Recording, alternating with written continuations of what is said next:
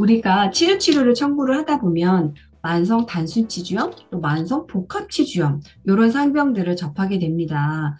우리가 어떤 경우에는 만성 단순 치주염을 적용해야 될지, 또 어떤 경우에 복합 치주염을 적용해야 될지 잘 모르시는 분들이 간혹 있습니다. 그래서 이 부분을 좀 정리를 좀 해드릴게요.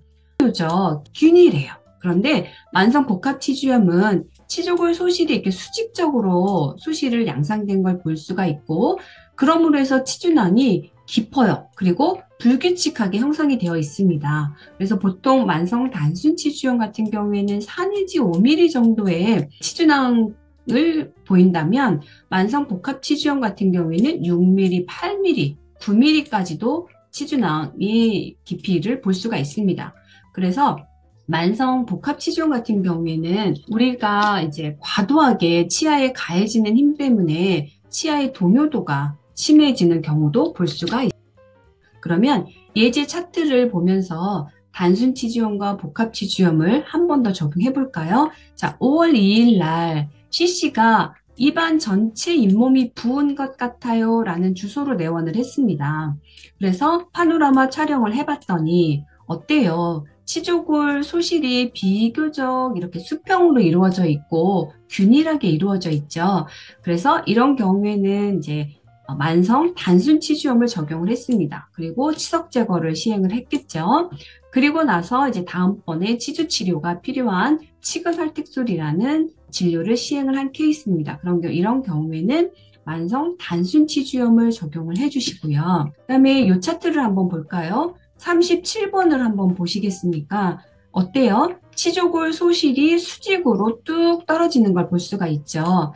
CC를 보니까 어제부터 왼쪽 아래가 잇몸이 붓고 아파요 라는 내용으로 CC가 되어 있습니다. 그래서 파노라마를 촬영을 했더니 다른 부위는 비교적 균일하게 치조골 소실이 형성이 되어 있지만 37번에 깊고 불규칙하게 형성이 되어 있습니다. 그래서 이런 경우에는 30번 때는 만성 복합 치주염을 적용해 주시고, 그리고 이제 진단을 한 결과 다음번에 치은박리 소파술을 시행 예정이라고 합니다. 그래서 오늘은 치석 제거를 시행을 했습니다. 그래서 이런 경우에는 30번대를 만성 복합 치주염으로 따로 적용해 주시고, 그 다음에 나머지 부분은 이제 만성 단순 치주염으로 적용해 주셔도 되고, 그게 번거롭다. 그러면 그냥 만성 복합 치주염으로 적용해 주셔도 상관없습니다. 그래서 만성 복합 치주염으로 적용해서 치석 제거를 하고, 그 다음에 다음번 내원했을 때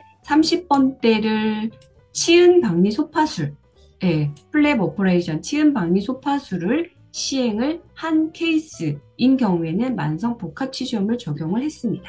그리고 상병명에서 또 기타 명시된 땡땡땡, 또 상세불명의 땡땡땡이라는 상병을 볼 수가 있어요. 네, 이 부분도 기타와 상세불명을 한 번 더 정리를 해드리면, 기타 명시된 어떤 진단명이 존재를 해요.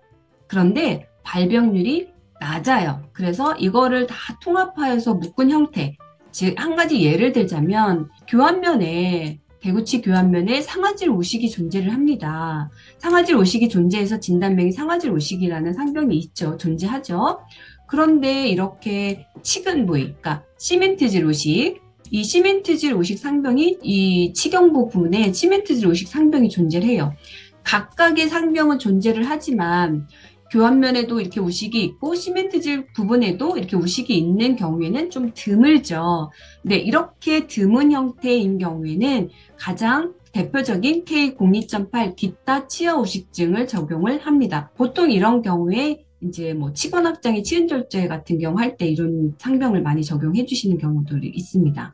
상세불명은 명확한 진단명이 없어요. 네, 진단명이 정확하지가 않아서 임상에서 이제 빈번하게 발생하지는 않습니다. 그래서 보험 청구하실 때 이 상세불명의 상병명은 적용이 안 되는 건 아니지만 지양을 추천을 드립니다. 정의나 상병명이 없으면 상세불명이 땡땡땡 상병을 쓰셔야 되지만, 가급적이면 이 상병은 보험 청구에서 좀 지양하는 걸 권장드립니다.